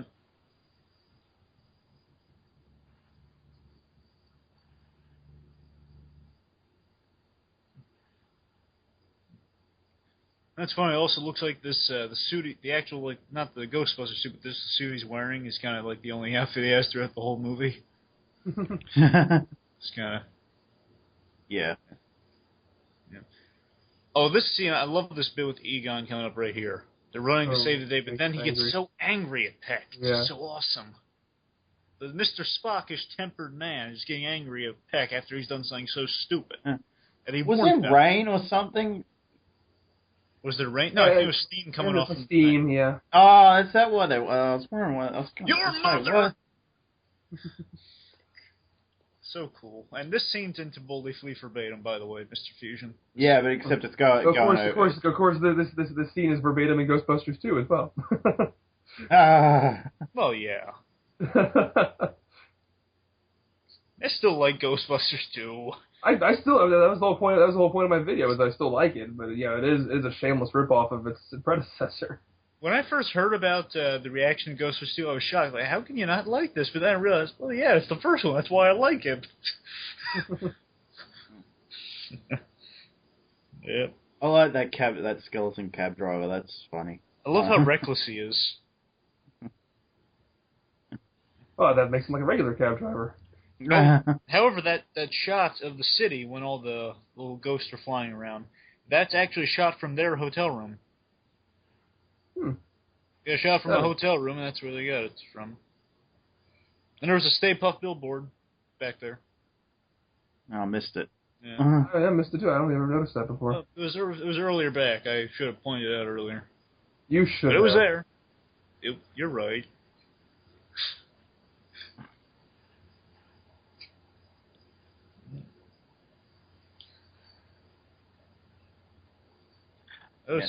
Also, it's neat how she's like just standing there during this explosion. Yeah. That is pretty. Just to talk about Ernie Hudson's character for a while. They made him a Marine in the. Yeah. Was it the show first? No. Actually, in the show, he was the son of a construction worker, I think. Like it was in early drafts, he was going to be a Marine or ex-Marine. Oh, okay. Just because the point was he was supposed to be like the most competent of all of them. It's like you have these three kooky scientists and this one guy who knows how to fight things, and is looking at them like, what the crap are you guys doing? I love how involved the inmates are in this scene. Also, I call this scene Exposition Central. Yeah. Why do they got the blueprints? Well, maybe they snuck it out before they were put in jail. Plus, they're probably famous. They have to keep them. It was in Ray's pockets. It was stuffed in his pants, in his anus. Okay. Well, the ghost put it there. The ghost from the dream put it there. But I like that line. Pretend I don't know anything about metallurgy or physics or anything. Just explain it to me. Yeah. Should have been Ernie Hudson that said that, by the way. I find it interesting because she sleeps above her covers. I mean 4 feet above the covers. She drools, she crawls. How involved the inmates are? You getting all this so far? Oh, we got Reginald Vell Johnson in this movie playing the cop. You do? Yep. Played every cop in the 80s and made a career out of playing a cop in Family Matters. Yeah. Oh wait, he mean the guy Love from that Die show, Hard, right? Wasn't Yep, he's in Die Hard. Yeah. He's in Die Hard. Yeah, he was good in Die Hard. We all love Carl Winslow in some respect, and Winston Winslow. Oh, and of course, Pee Wee Herman, Paul Rubin was supposed to be Ivo Shandor. That was supposed to be the form of Gozer originally. You're right. Really? Mm-hmm. Yeah. So he just kind of gets mentioned here, but that's the only time he's ever brought up in the final movie.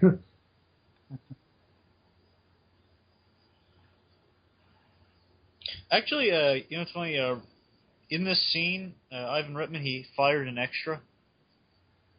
I'm sure he deserved it. Yeah, he did. What was he doing? I think he was just being annoying, not following orders. Basically, just the guy just said, "You're fired. Get out of here." It's like he thought he was joking. I don't think it was like that serious. I think he was just stressed out or something, just doing the scene. He basically just said, he's like, he wasn't following orders, just being a little frustrated, and he just said, "Okay, you're fired." He thought he was joking. He said, "No, seriously, fuck, get out of here." But he did calmly. But, yeah, you're right, Carl Winslow. We saw him at Hello, Sigourney. Some exposed legs right there. And I love the wind effect here. It's a nice matte painting behind him. At least I think it's a matte painting.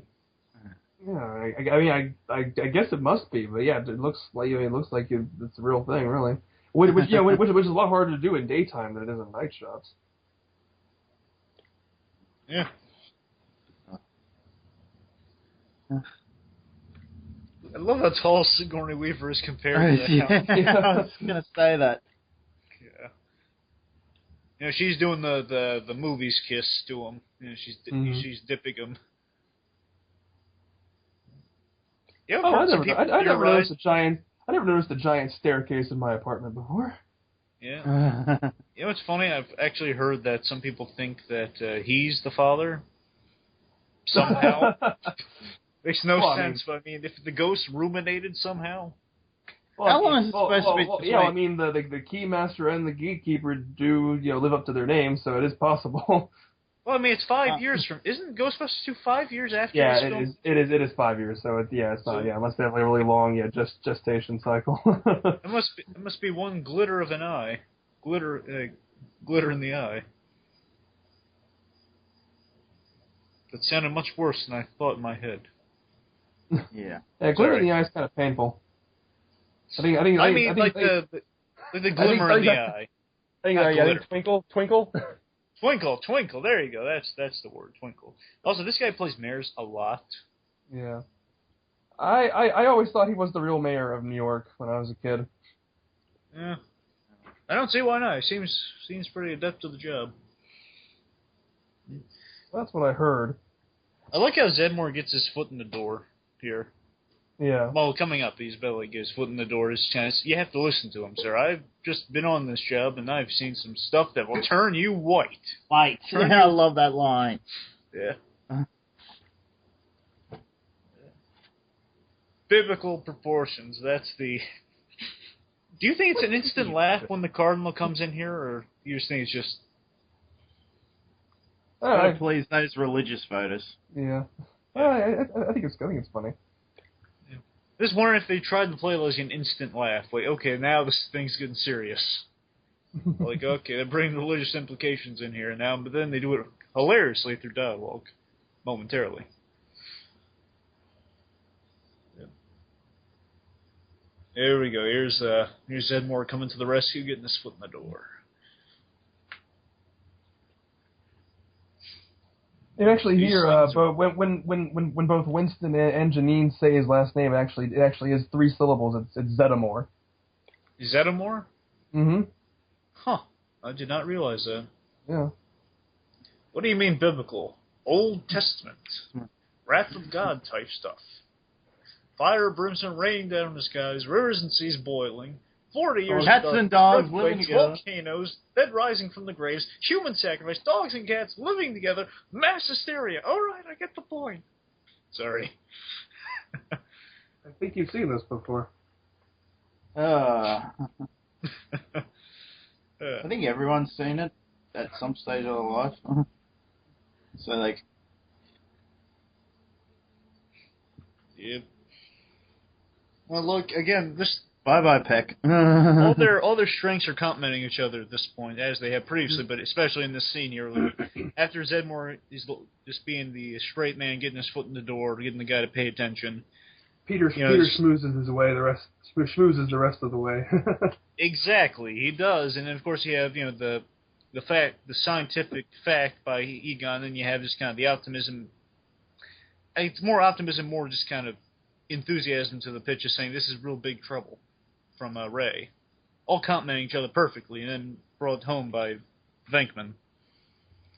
Here's my gripe. It's not even a gripe, just a logic question. Why the army? What the army doesn't create do a perimeter. Yeah. Oh, don't. I mean, seriously, I'm just saying, use the cops can clear the area. Why do they need the army? Seems like a long trip for not much to do. Yeah, I guess it's probably one of those PR things so the public will think they're safe. Well, the Ghostbusters called the army. They said, what do you need from me? He called the army. Why would they call the army? To feel the National Guard. Feel important. Oh, there's this... Actually, I've really had this... There's a really funny story in which he was saying to the soldiers, who were actual soldiers. He said, you call yourselves soldiers? He's directing them. He's trying to get these actual soldiers to follow directing cues.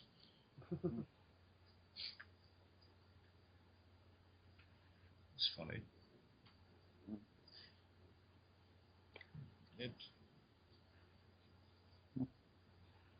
Also, they had to shut down 60% of Manhattan for this shot. Really? Down there. Yeah, 60%. They would never do that now. Never do it now, but back then. Oh, and there was some science fiction author. Who was it? Carl Sagan or something that Dan Aykroyd was a fan of. Who Probably Carl Sagan. Who he complained about this. Like, oh, this is just horrible, and Dan Aykroyd felt really bad about it. Yeah. Really. I like that shirt. It's a movie with a giant marshmallow man in it. How serious do you want to take it? You're just using the poop monster excuse from Dogma, aren't you? Just applying it to a marshmallow man now. Hey, we drew another parallel. It's a man made of a type of material. Do you think the earthquake's a bit much?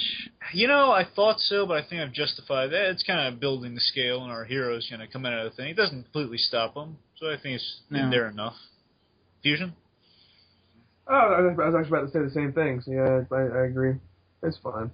I mean, it's interesting. It does sort of set the stakes. Yeah. It's a hydraulic set, by the way. It basically recreated the street, and there's this area they're on here. It's kind of really impressive looking. It is. It matched up really well. It does. He just kind of says, "This is a biggie. It's knocking down the soldiers, and we know how important they are to the plot." Movie's over now. Ghostbusters are dead. Yeah.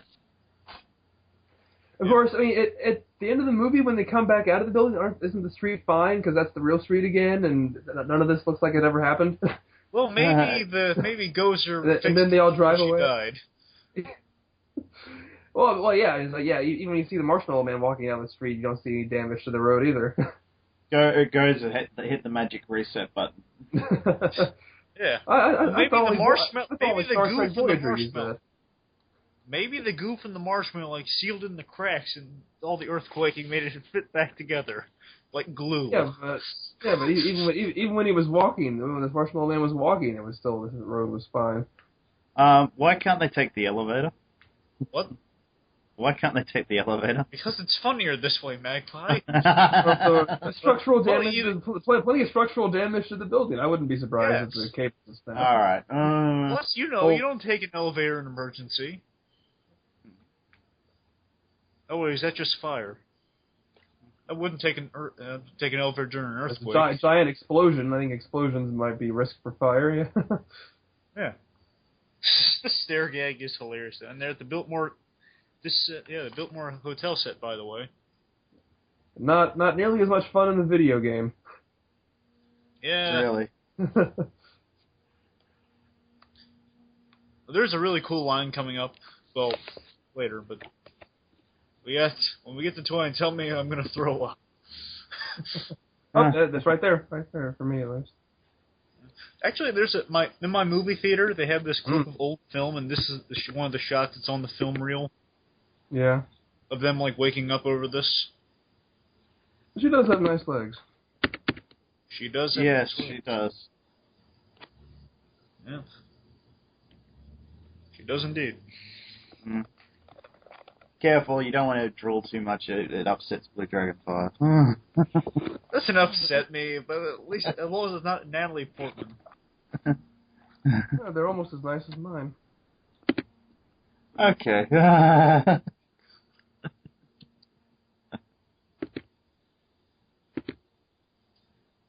For those not watching, Fusion does have very nice legs. Well, thank you. It works out. Where do you suppose I go? Up. Oh, that's the line. That's the line I really like. He says, where are we going? There's that nice Elmer Bernstein score behind it. Up. So simple, yet so awesome. It's like building to this big climactic finish.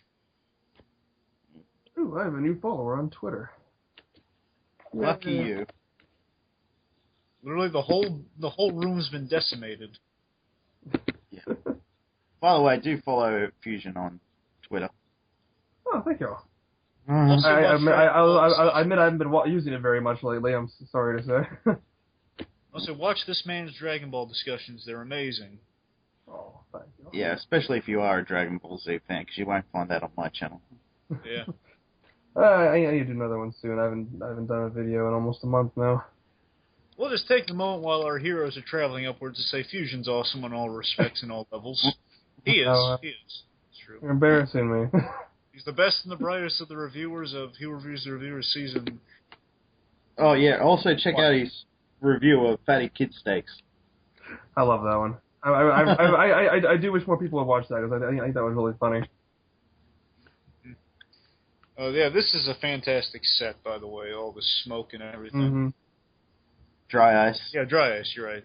Sorry. Yeah. Could be a fog. This always, when I was a kid, this shot always yeah. kind of confused me. It's like the building from Seinfeld. It always looks like it's just like they walk upwards to it, but it's like actually the side view. I can't really explain it that well, but it's kind of when you see like that side of the building, you think that's like the edge of the building or something. That's just me. As a kid. Yes, it is. Yes. Oh, I feel bad for Okay, so she's a dog. Yeah. I love that line. Yeah. Poor Venkman. Oh, I guess this is the real great looking set right here. Is that this area right here with all that dry ice and then it's just light behind it. Oh yeah. Looks almost like a face built into that pyramid back there. It's a Freemason. Mm. Yeah. And a lot of plastic.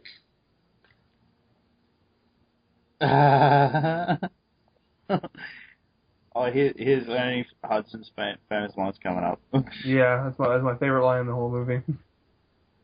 And they quoted in How I Met Your Mother. Oh, Wait, really? which line? The first episode. No, I mean which line are you talking about? Magpie, are you ahead of us again? Of course. I must be. If someone asks if you're a god, you say yes. That's my favorite line of the film. That's still coming up. That hasn't happened yet. Has it happened for you, Fusion? Oh no, we're both Americans, so we're watching the same movie. Yeah. Right now, here's another great scene. The build-up for it. Also, that's a Yugoslavian model. Oh, is it? Yes. Mm-hmm. I was going to ask, has she done anything else? I'm not. Oh yeah, here it is. Yeah, I love here it. it is. Go I get her, Ray. Yeah, that's hilarious. But I like. It's like the Get Her. It's the callback to Get Her, Ray. With the librarian. It's kind of this. Ray's like the policeman, the officer reading the rights. Return to your dimension. Return to your closest convenient parallel dimension. Are you a god? Like Venkman saying, yeah, you got this in the bag. You know what to say. He says, no, then die. And here's the line. Here's the one that sells the tickets. Thank God they didn't put this in the trailer. Oh yeah. Now they would do that, but still. See, this side of the building looks kind of like the front of it to me, but here we go. Here's the line. Ray, when someone asks you if you're a god, you say yes. Okay, I paused it for a few minutes there. So he's like the kid. He's just like the kid of the group, and he's so enthusiastic, just so funny. And he's most like that in this third act here, and it works. He's very innocent, very innocent, very guileless. Yes, and he's just really.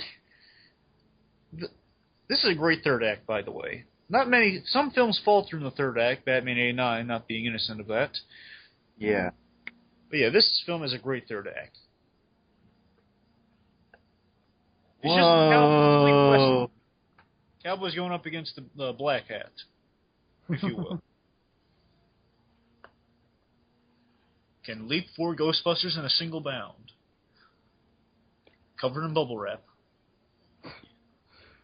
That is like a costume out of the original Star Trek. Oh, yeah. Or Doctor Who. Classic Doctor Who. Wait, wasn't he on first? Who's on first?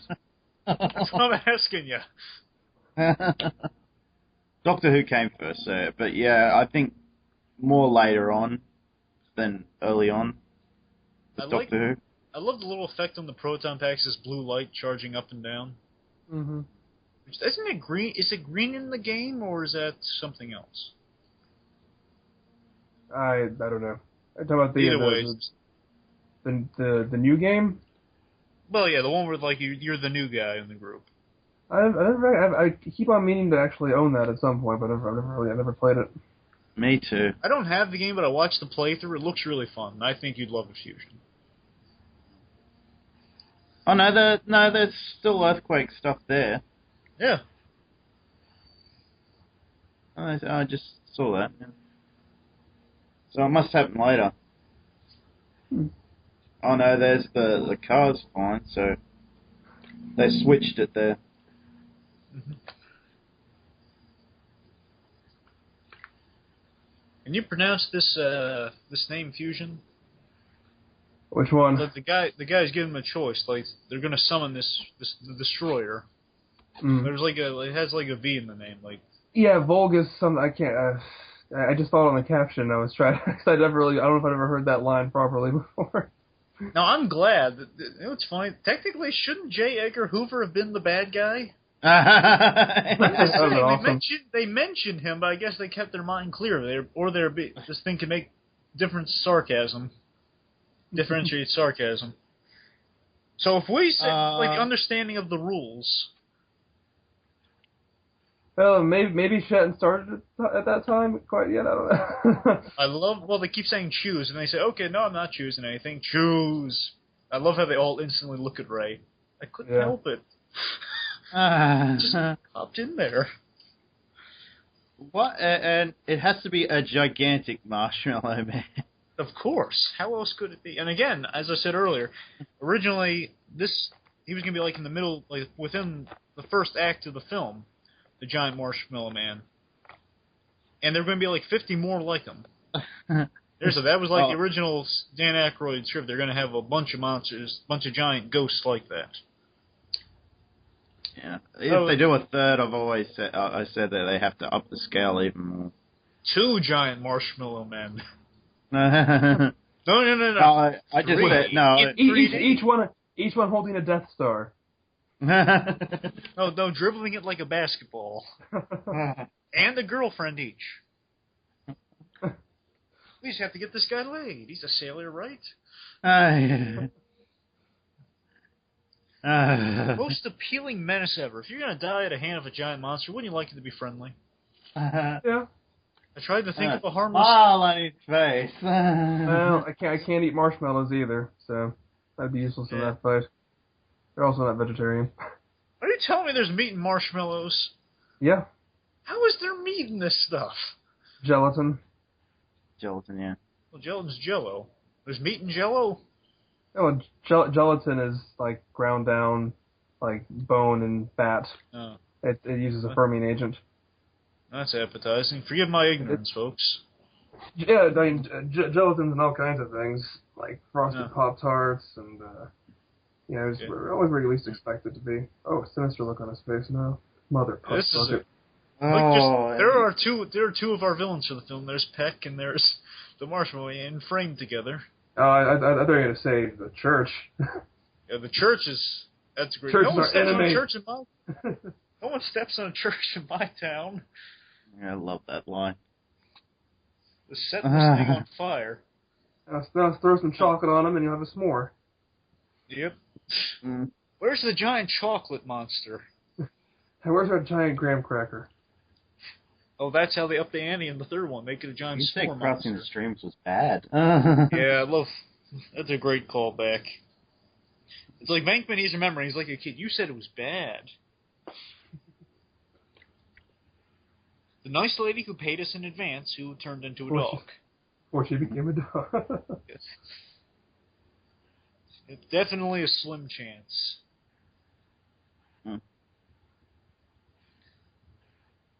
And again, in the midst of all this comedy and action, midst of all this comedy, action, and really supernatural stuff, we have genuine, serious, and emotional moment coming up when they're all saying, oh, they're prepared. They know it's a slim chance that they're going to die, but they're going to go out fighting. Yep.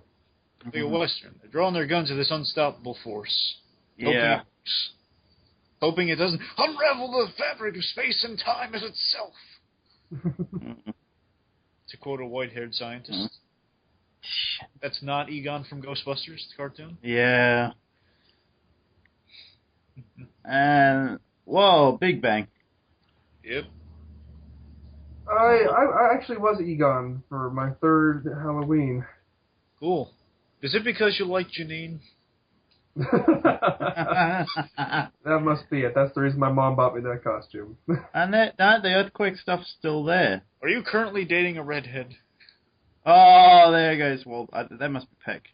Yep. Yeah, there's Well, it's Peck. falling for us right now. Well, explosion. Looks cool. Mm. Marshmallow bits raining down.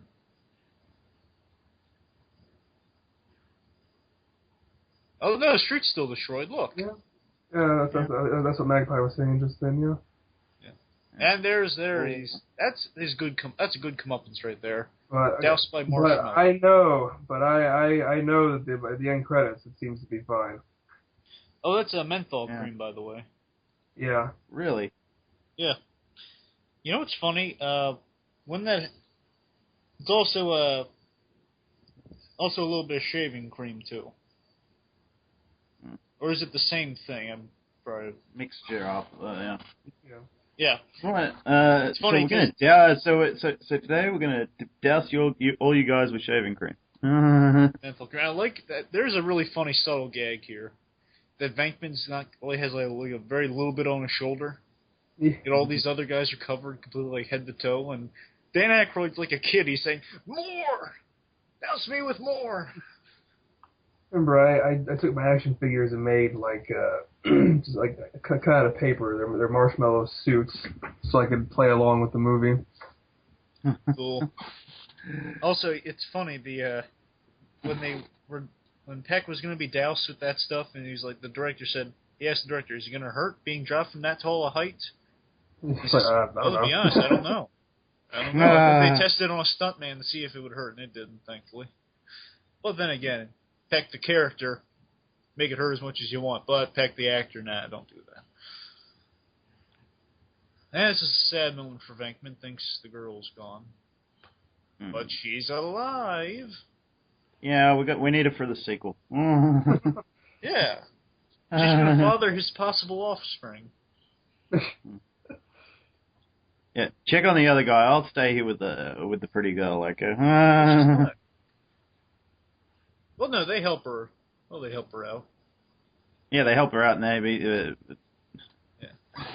You're right. Appears like, the hard works go over. So you can go away now. I'm the hero. I get the girl. You take care of the other guy. Again, Murray, even in these moments of comedy, he does bring a sincerity to it. I'm in here. I'm being real with you. I'm pointing out, this is silly, but I'm there for it. These guys are right. It's a way to keep myself occupied. It's fun.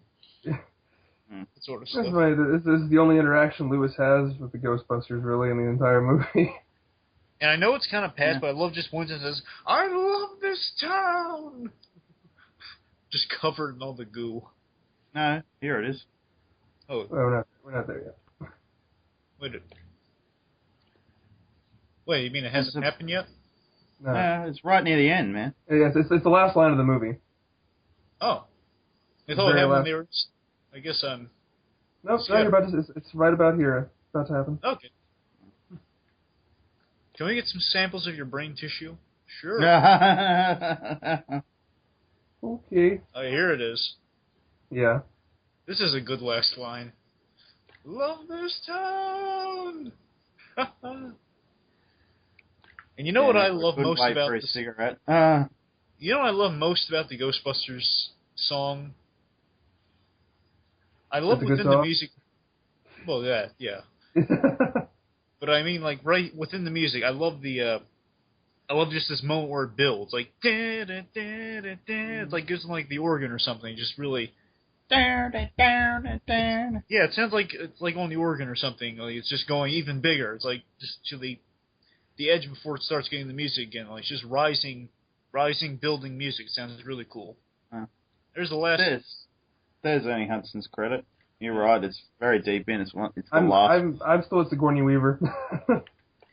Well, there's the last of the romance plot between Egon and Janine, and followed by Rick Moranis. And I love this bit with Rick Moranis. I want to go with them. Does they want to interview me? I think this is where the music cue comes in, when it just says, I want to go with them. It's like just going... Dun, dun, dun, dun, dun, dun, dun, dun, dun, dun. And there's Peck's actor, William Atherton. And I'm not giving that music cue any justice. husband. Seriously, people, listen to it. Yeah. King. And there's Ghostbusters t-shirts. You know, if it was re-released today, they'd make this Slimer bit in 3D. The end of it. Yeah. Well, they're at my theater next month. They're re-releasing Dirty Dancing, so I wouldn't be surprised if wouldn't be surprised if they start doing more 80s movies, because they did. I know it was made in the 70s. It was they go Slimer. They did Grease, and now they're doing Dirty Dancing. So I wouldn't be surprised if eventually they do Ghostbusters. Yep. Well, there are triumphant heroes, and there's the Elmer Bernstein score credit, good film, and Ray Parker Jr. Thankfully, not sued. Well, not unsuccessful in his lawsuit. Well, survived his lawsuit, I guess. Went on to a long, successful career thing. Of one song. Yeah. Yeah, but I'm sure he made a mint of it, so... Yeah. Well, here we go. This would be in 3D now, that last shot of Slimer. But yeah, our triumphant heroes, they rode off into the sunset like a good Western, but still, it was really, really great characters, really darn good film. I have actually a story about what happened after the film came out. They got sued by every city, county, and state agency. And I was thinking more uplifting, but...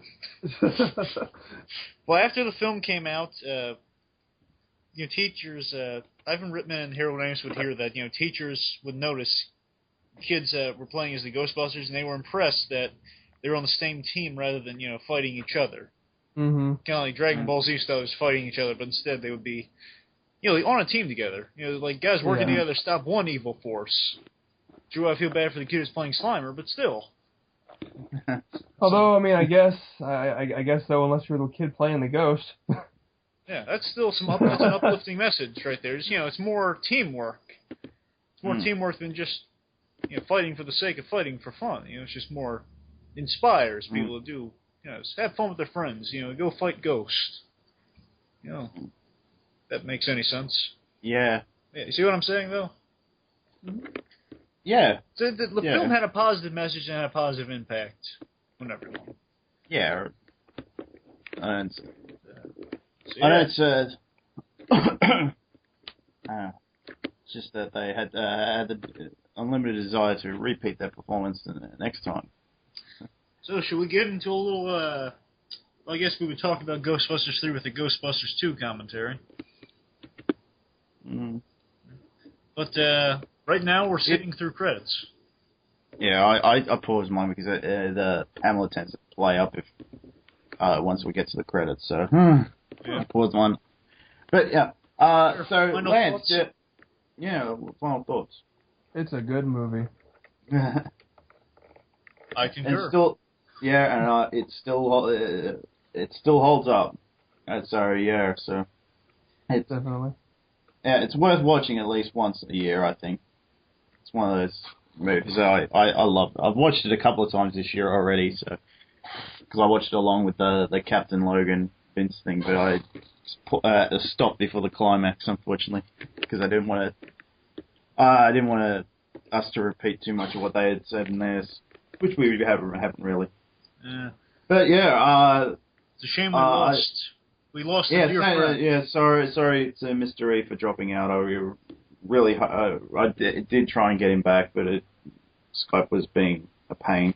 So, yeah. But for a brief moment, we had 4 Ghostbusters here, and that was kind of the outset of 4 people. Yeah. So we just lost one. So. Well, we lost Edmore. We start with the 3 we started with. Yeah. Yeah. So. I hope everyone had fun. Watching it. Rating? Oh yeah, I was just going to get into that. Yeah, but yeah, rating. Oh, why don't you go first, Blue Dragonfive? Because I got a rough idea of what your rating's going to be. Yeah. But come on, can you blame me? This movie's a 5 out of 5. It's a classic. It holds up. Again, I going into this, the only reason I re-examined the films because after a while, I watch it casually when it's on TV. Say, okay, I like this. I just recognize it's a good film. It's not bad at all. I was watching it, and then I rewatch it because after on Geekvolution, I would hear Vince always going on about the Ghostbusters, and I would kind of think to myself, wow, is Ghostbusters really that good? And I rewatch it. Oh my God, it is so good. It has a lot of great stuff.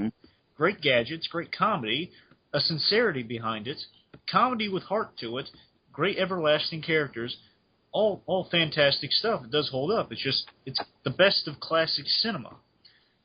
And just it's the best comedy of cinema history. One of the best comedies of cinema history, right there. And so again, 5 out of 5. Can you blame me? 5 PKE meters out of 5. Lance. I concur. Nothing more I can add to it than that. Then yeah, it is. I would give it a 5 out of 5 as well. Oh wait, what's your favorite line, Fusion, in the whole film? If you had to pick one. I already told you. Someone asks you if you're a god, you say yes. Yes. That's also mine. Magpie.